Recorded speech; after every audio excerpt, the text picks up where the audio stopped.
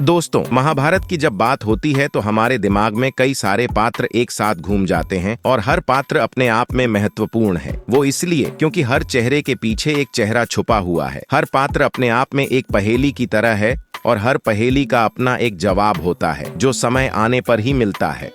और आज हम महाभारत की एक ऐसी ही पहेली का जवाब तलाशेंगे कि आखिर कुरुक्षेत्र के मैदान से श्री कृष्ण कर्ण को देखकर अचानक क्यों भाग खड़े होते हैं।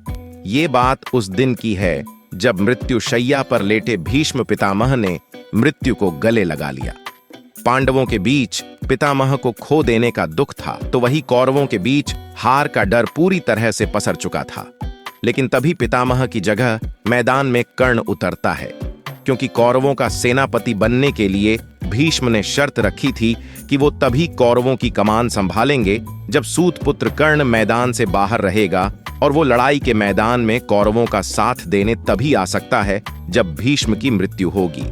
भीष्म की मृत्यु के बाद मैदान पर आते ही कर्ण ने पांडवों की सेना के बीच हाहाकार मचा दिया। द्रोण और कर्ण ने युद्ध के मैदान में अपने दांव पेचों से ये जता दिया कि कौरव सेना इतनी जल्दी हार मानने वाली नहीं है। जीत का पलड़ा अब कौरव सेना की ओर झुकने लगा था। ये देखकर पांडवों के माथे पर चिंता की लकीरें खिंच गईं। तभी कर्ण मंत्रोच्चारण करता है और उसके हाथ में एक अचूक शक्ति आ जाती है।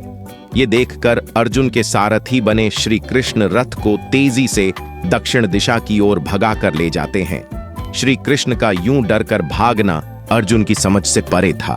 श्री कृष्ण के चेहरे पर घबराहट देकर अर्जुन से रहा नहीं जाता और वो श्री कृष्ण से पूछता है, आखिर कर्ण को देखकर आपके डर कर भागने की वजह क्या है। ये सुनकर श्री कृष्ण कहते हैं कि मैं अपने सबसे प्रिय अर्जुन को खोना नहीं चाहता। अर्जुन श्री कृष्ण की यह बात समझ नहीं पाता कि तभी कृष्ण अपनी बात को आगे बढ़ाते हैं और अर्जुन से कहते हैं, अर्जुन, कर्ण ने मंत्रोच्चारण कर जिस अचूक शक्ति को प्रकट किया है उसका लक्ष्य तुम हो। तुम्हारे ही वध के लिए कर्ण ने उस शक्ति को इंद्र से प्राप्त किया था। इसी वजह से मैं तुम्हें उससे इतनी दूर ले आया हूं, क्योंकि इंद्र की शक्ति की काट किसी के पास नहीं है। वह जिसे स्पर्श करेगी उसकी मृत्यु निश्चित है।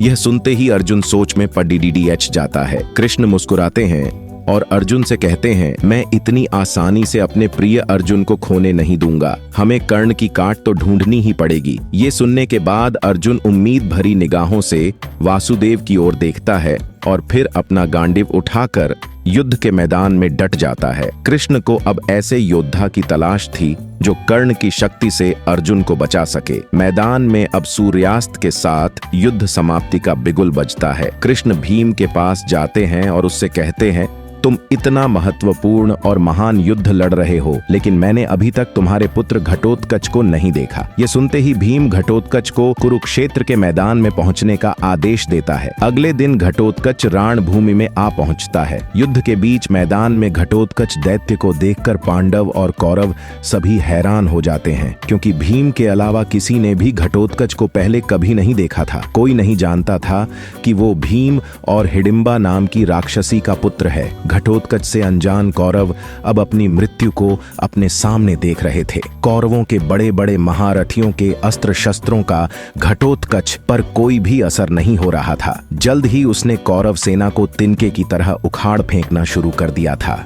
ये देखकर गुरु द्रोण कर्ण के पास जाते हैं और उसे कहते हैं कि इस महासंकट को केवल तुम ही रोक सकते हो। इंद्र से प्राप्त जो दिव्यास्त्र तुम्हारे पास है उसका प्रयोग करके घटोत्कच का वध करो। ये सुनने के बाद कर्ण आचार्य द्रोण से कहता है, इस शक्ति का प्रयोग केवल एक बार ही किया जा सकता है आचार्य, और वो शक्ति तो उसने अर्जुन को मारने के लिए बचा रखी है। कर्ण द्वारा अर्जुन के वध की बात सुनते ही द्रोण अंदर ही अंदर गुस्से से भर जाते हैं, क्योंकि अर्जुन आचार्य द्रोण को बहुत प्रिय था और वो ये कभी बर्दाश्त नहीं कर सकते थे कि कर्ण अर्जुन का वध करें। इसीलिए वो अब अपने आग्रह को जिद में बदल लेते हैं और कर्ण से कहते हैं, जीवित रहोगे तभी तो अर्जुन को मार मार पाओगे। तुम्हारी जिद की वजह से कौरव सेना को संकट में नहीं डाला जा सकता। इसीलिए मैं कौरवों का सेनापति होने के नाते तुम्हें आदेश देता हूं कि तुम जल्द से जल्द अपने दिव्यास्त्र का प्रयोग घटोत्कच पर करो। इसके बाद कारण उस दिव्यास्त्र से घटोत्कच का वध कर देता है। घटोत्कच की मृत्यु से पांडव सेना में शोक और चिंता की लहर दौड़ जाती है,